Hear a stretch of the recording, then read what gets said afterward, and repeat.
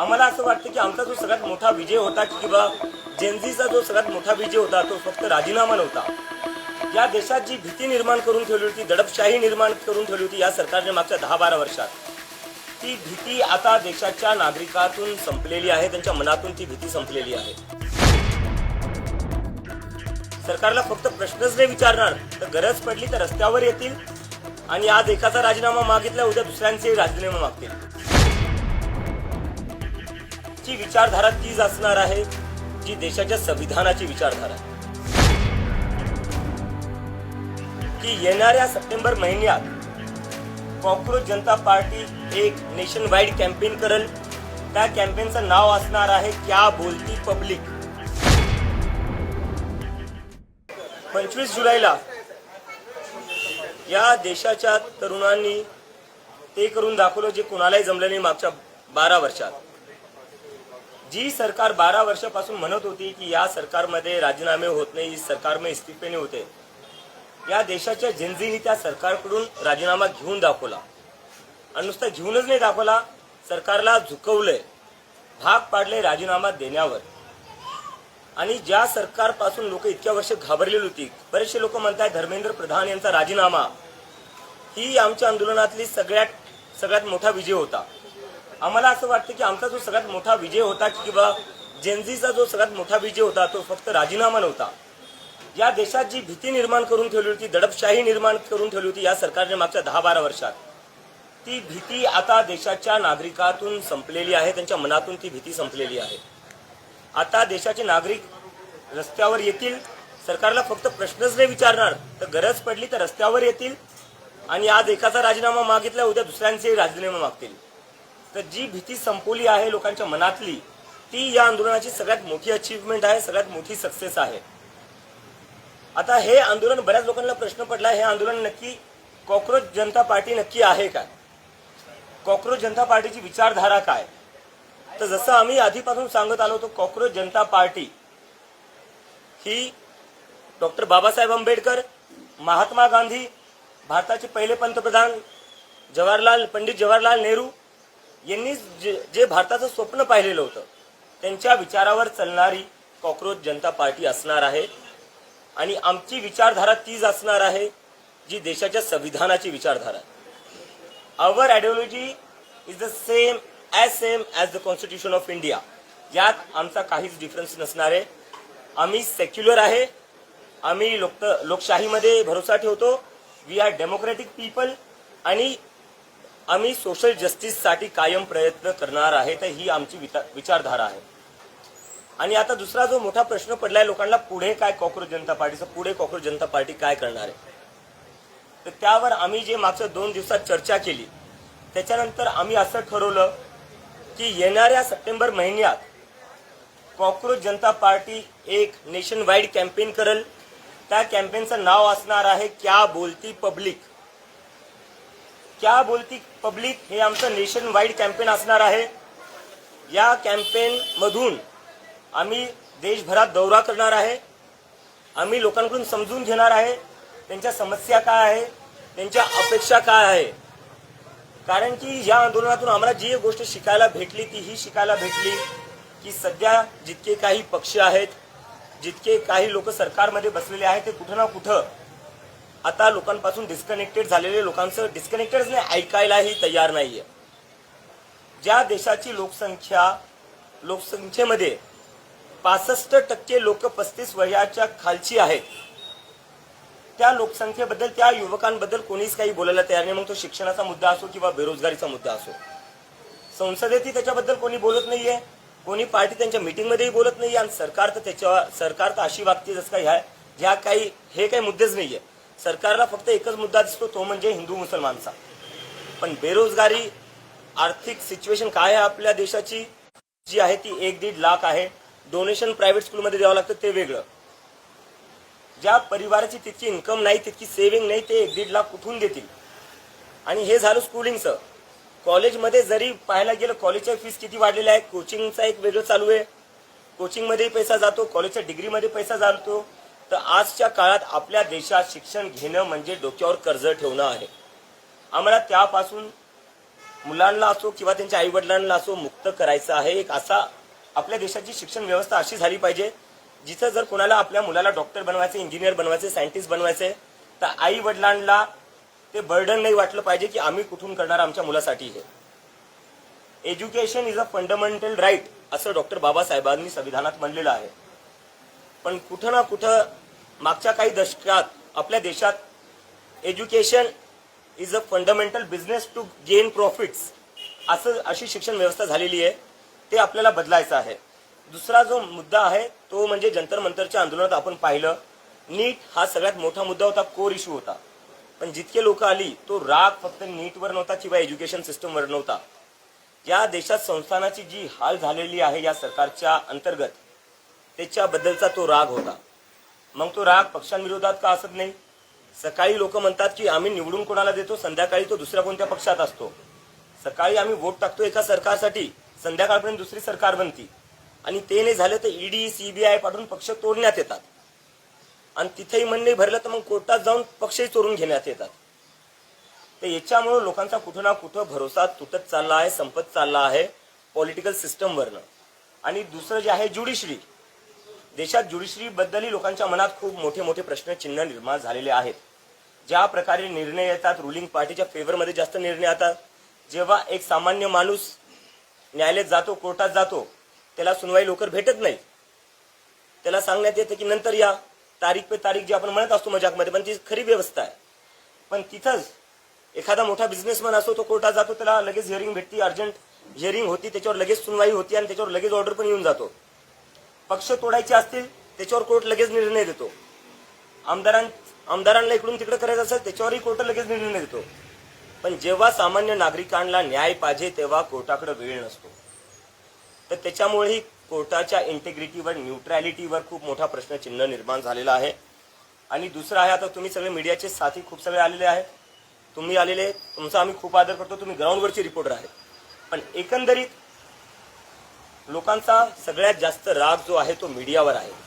कारण की हे जे इन्स्टिट्यूशन्स आहे हे अकाउंटेबल का नाही राहिलेले. कारण की मीडियाने त्यांना प्रश्न विचारणं बंद केलेले.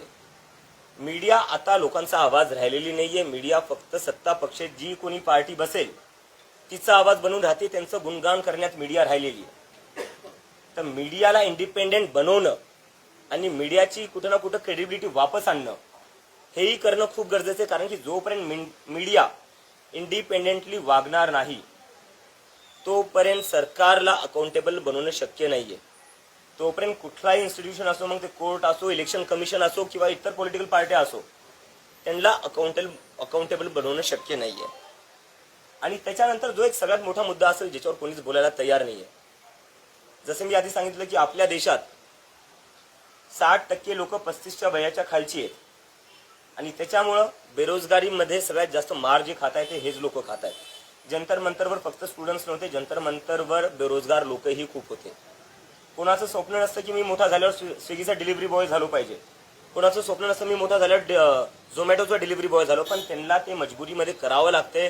कारण की आपल्या देशात जॉब ऑपॉर्च्युनिटीज नाहीये आणि ज्या लोकांना जॉब भेटत आहेत त्याच्यात घर चालवणं शक्य नाहीये. घर कसे चालवतील, फॅमिलीला कसं सांभाळतील, मुलांचं शिक्षण कसं करतील. तर बेरोजगारी हा खूप मोठा मुद्दा आहे.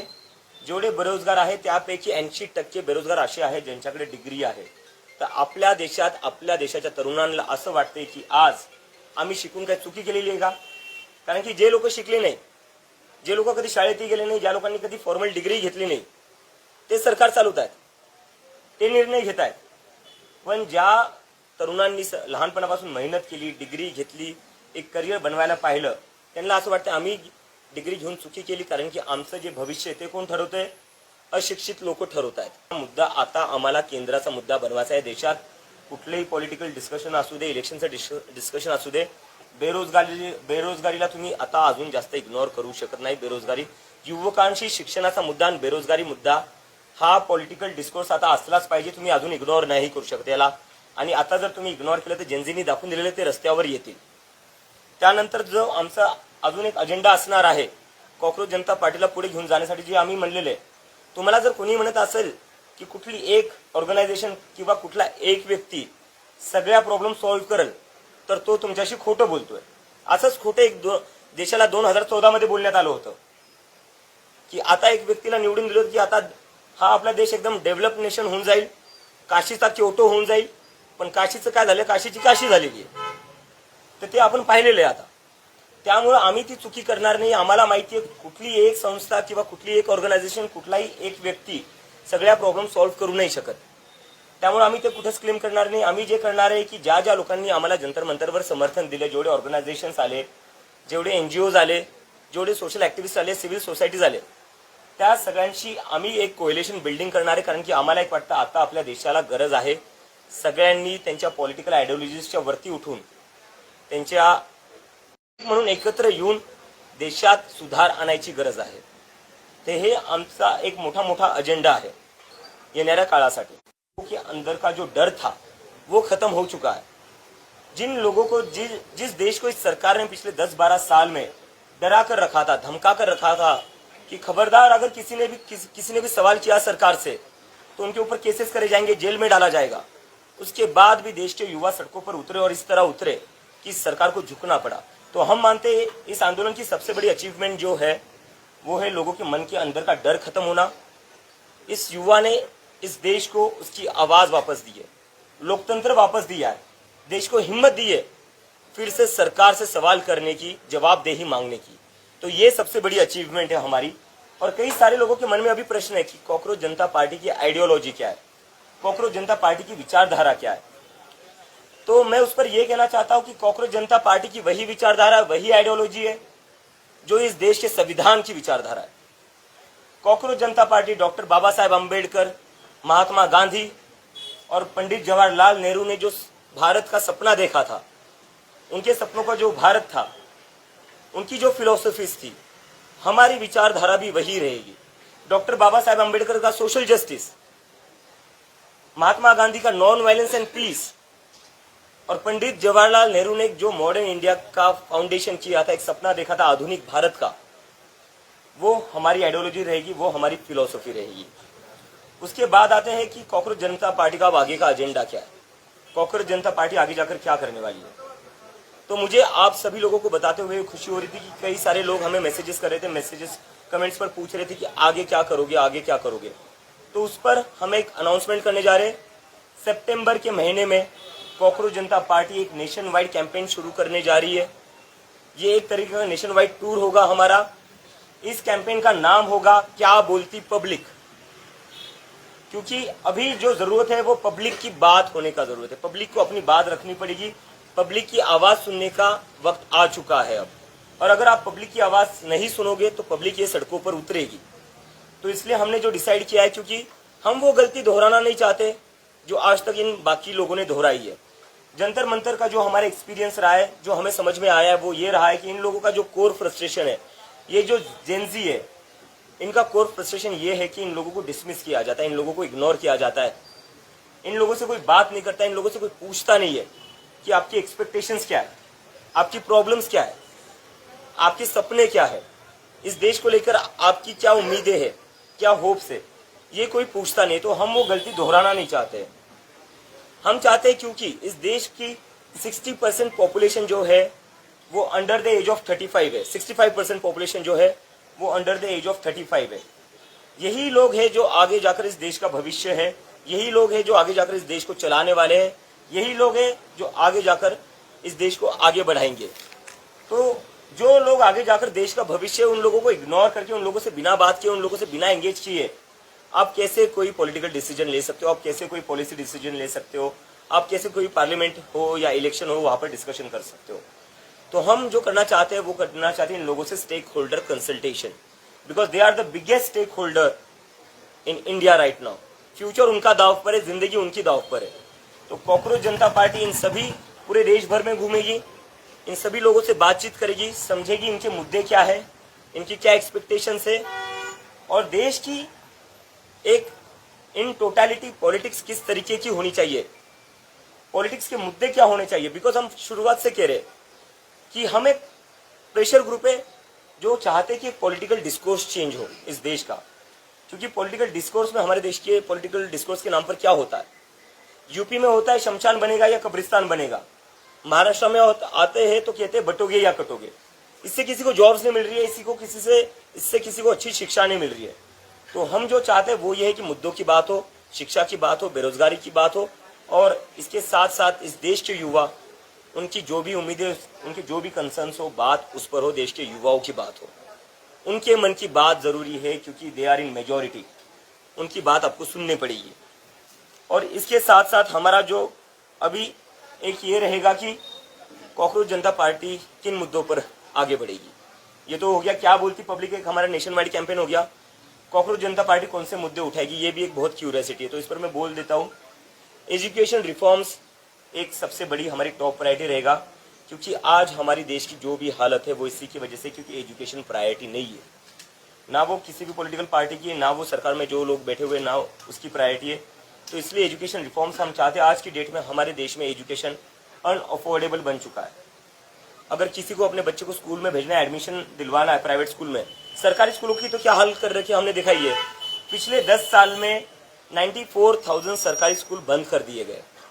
इन स्कूलों को सुधारा जा सकता था, रेनोवेट किया जा सकता था, लेकिन सरकार ने क्या चुना? सरकार ने सरकारी स्कूलों को बंद करना चुना, क्योंकि फायदा इससे सीधा प्राइवेट स्कूलों को होगा। तो सरकार की तो कहीं पर भी प्राथमिकता नहीं है कि कैसे ज्यादा से ज्यादा बच्चों को एजुकेशन मिले। हम वो बदलना चाहते हैं। हम चाहते हैं कि ये जो शिक्षा को इतना एक्सपेंसिव बनाया है, स्कूलिंग को इतना एक्सपेंसिव बनाया हुआ है, वो एक तो पहले कम हो जाए। कैसे कोई family, middle class family, lower middle class family अपने बच्चे को अच्छा एजुकेशन दिला सकती है, जब उनको हर साल 1-1.5 लाख की तो फीस ही देनी पड़ती है फर्स्ट या सेकंड स्टैंडर्ड के लिए। उतनी तो ना इनकम होती है, ना सेविंग्स होती है फैमिलीज की। जो परिवार 40-50 हजार कमाता है, घर चलाने में उसकी 30-40 हजार जाएंगे, बचेगा क्या? बचेंगे 10 हजार हर महीने के। कहाँ से एक साल के वो 1-1.5 लाख भरेंगे? तो ये सबसे पहला कम होना चाहिए। प्राइवेट स्कूलों पर कैप लगना चाहिए फीस के रिगार्डिंग। सरकारी स्कूलों पर सरकार को काम करना पड़ेगा। आपकी जिम्मेदारी है सरकारी स्कूल चलाना। जिस तरह से अपने डीमोनेटाइजेशन के बाद हर जिले में अपने मुख्यालय खोल दिए थे, अपने हेडक्वार्टर्स खोल दिए थे, आपने क्यों वैसे स्कूल्स नहीं खोले? उल्टा आप स्कूल बंद करते गए हो। तो ये नहीं चलेगा। एजुकेशन रिफॉर्म जरूरी है।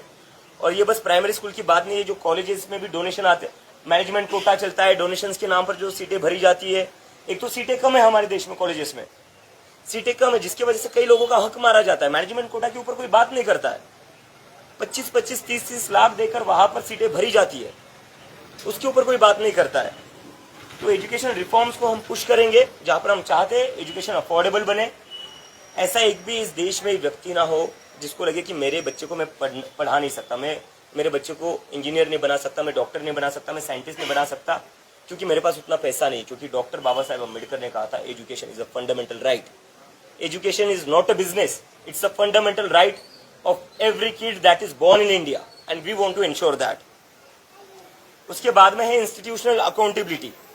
हमारे देश में जो कुछ हो रहा है, उसके बाद से इंस्टीट्यूशनल अकाउंटेबिलिटी हमारे देश में एक बहुत ही डेंजरस सिचुएशन में है। अभी सारे इंस्टीट्यूशंस के ऊपर पब्लिक का भरोसा कम होते जा रहा है, कम क्या होते जा रहा है, गुस्सा बढ़ते जा रहा है कि अकाउंटेबिलिटी कहाँ बची इन इंस्टीट्यूशंस में।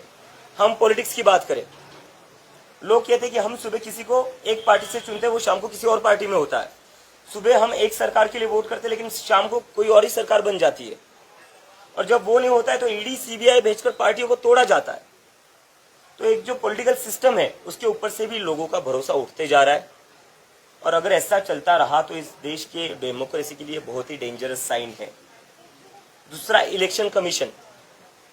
हमारे देश में एक टाइम हुआ करता था जहां पर वोटर्स सरकार चुनते थे, लेकिन आज के दौर में क्या हो रहा है? सरकार चुन रही है कि वोटर कौन होगा, सरकार चुन रही है कि कौन वोट नहीं करेगा, कौन वोट डालेगा। तो डेमोक्रेसी ऐसे नहीं चल सकती है। तो इस पर इलेक्शन कमीशन की जो अकाउंटेबिलिटी है वो भी फिक्स करनी पड़ेगी। अगर इलेक्शन कमीशन की अकाउंटेबिलिटी फिक्स नहीं करेंगे तो ये देश में इलेक्शन मैनिपुलेशन होता रहेगा, और उससे उसके बाद नाम के इलेक्शंस रह जाएंगे। It will just become a formality.